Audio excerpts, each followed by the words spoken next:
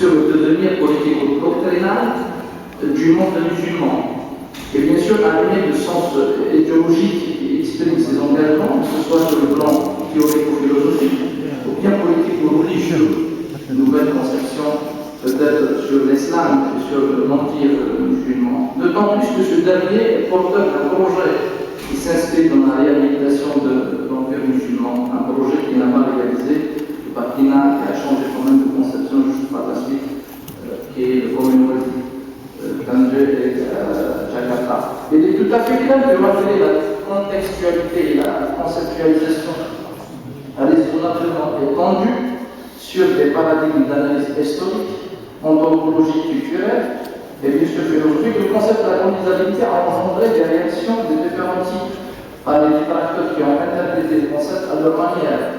L'un des moteurs incontestables de la colonisabilité est devenu sur le plan des accusés celui qui a justifié le colonialisme par ses réflexions sur la civilisation musulmane et ses essais sur la nature de l'individu musulman.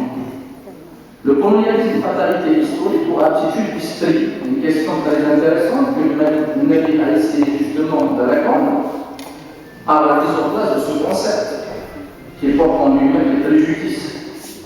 La justification du colonialisme depuis la nuit des temps commence habituellement par la glorification du colonisateur. Il n'est pas le seul qui a parlé de ça, commençant par Socrate, qui a la question de l'idée de mettre esclave, passant par Dante, la communauté divine, arrivant quelque part à Frantz Fanon et Albert Memmi, qui ont parlé justement de cette équation colonisateur, colonisé, dominant et dominé.